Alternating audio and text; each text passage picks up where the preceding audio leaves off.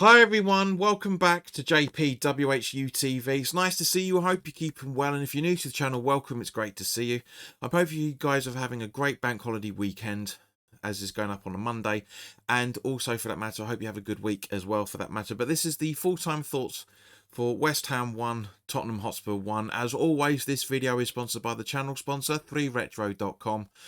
Please click the link in the description below that will take you directly through to the West Ham section of their website, where you can purchase some really nice retro gear. And as you can see from the animation that's up here, there's also some retro Spurs gear in there as well, along with track jackets, polo shirts, sweatshirts and t-shirts made by Admiral and Umbro. So go check those out in the respective club colours if there's any Spurs fans watching.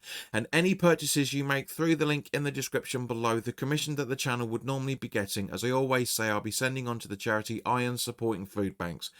They're based in the Newham area, and they're helping those in the Newham area and the Essex County and further afield for that matter, as they're currently supporting close to, if not over 90 separate food banks by the time of this recording. So guys, go grab yourself a really nice retro shirt. You'll be saving yourself a few quid in comparison to your respective club shop, again if there's any Spurs fans watching, and you'll be helping those the less fortunate than you and I. But if you want to make a donation directly to the charity, but you don't want to make an affiliate link purchase, that's perfectly fine as well. There is their Just Give and Fund link in the description, so £1, £2, £5, whatever you can afford, guys. Believe me, every penny helps. So as always, let's crack on by talking about the team sheet. An interesting and stupid decision from Potter for not setting us up with a back four. Areola keeping himself in goal with a back three of Creswell, Todibo and Kilman, or Creswell, Kilman and Todibo, I should say.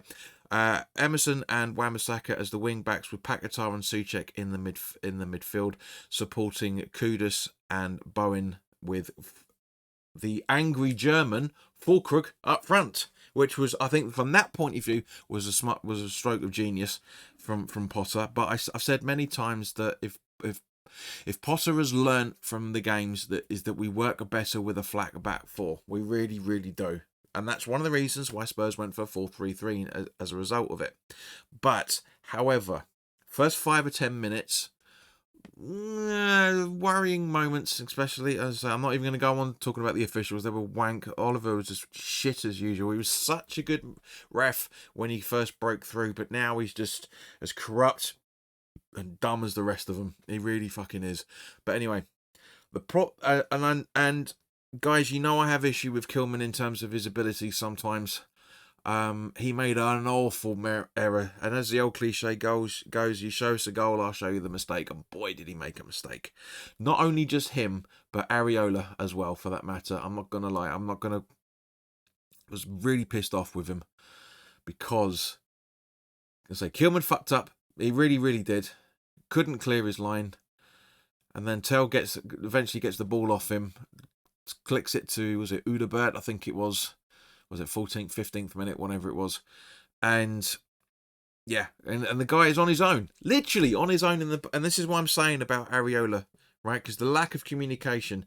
Areola should be screaming for his defenders to get back, but they weren't. But because he didn't. I mean, they weren't exactly trying. I mean, Wan-Bissaka could have helped out, but he didn't. I've said many times he needs to chip in with goal line clearances, and that's that sort of defending. He doesn't.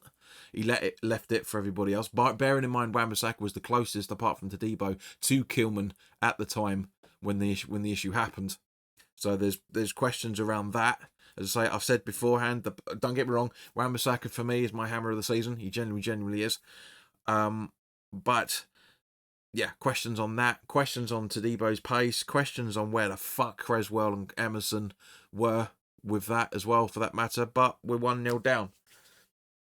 And probably one of the easiest goals Udebert, or however you pronounce it, has ever scored in his entire life. But we started playing better football after that. Some good attacks came afterwards. And of course, that's obviously including, 12, 13 minutes later, again, a sublime pass from Wan-Bissaka and a great run from Bowen to connect on that ball.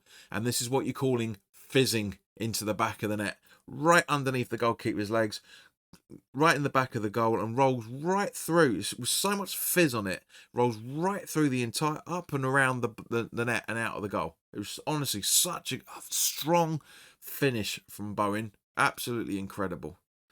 And then, as I say, we're 1-1, and then the game sort of like pissed about for a little bit, and things were happening here, things were happening there, decisions not being done correctly. Like there was like handballs that weren't called by the officials. I mean, some of them were, some of them weren't handballs. But going in at half time, if we were gone in 1-0 down at half time, I think the atmosphere would have been different. I really, really do think it would have been.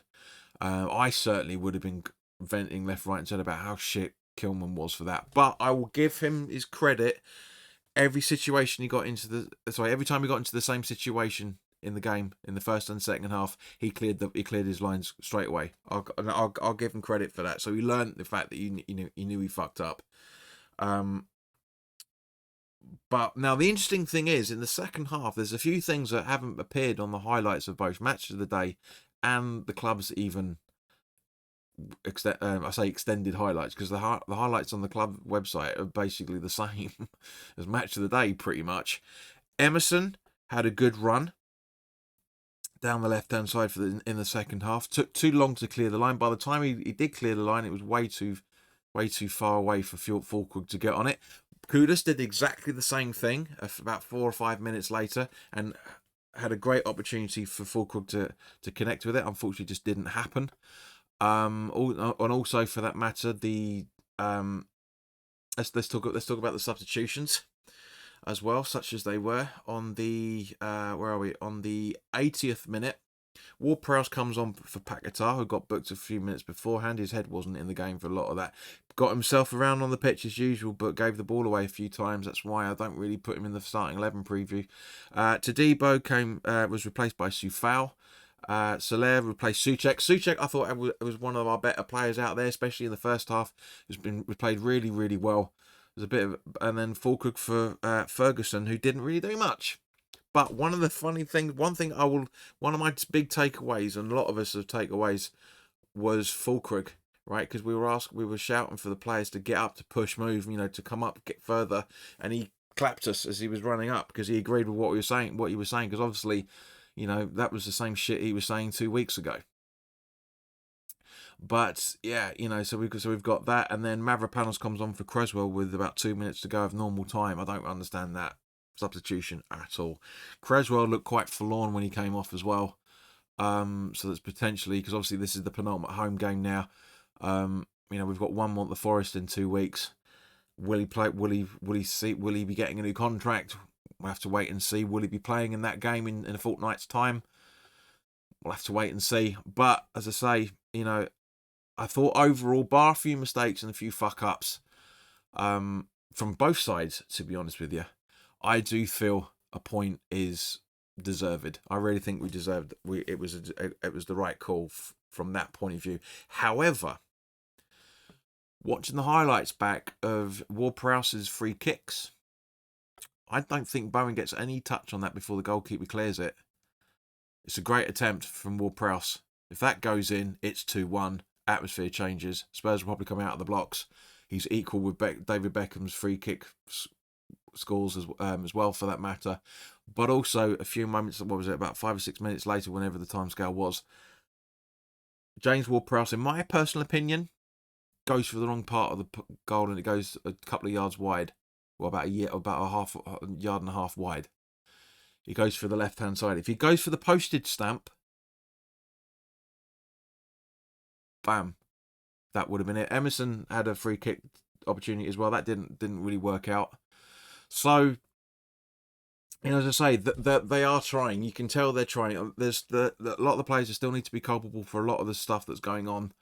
As I say, Potter, I think, got the formation. He got the squad right, but the formation wrong. I really, really think he should have gone for a back four. Really, really should have done. But it is what it is. It's my big criticism of Potter. It's my only criticism, really, that and Mavropanos' substitution. I don't really see the point. As I just said, I don't really see why he came on.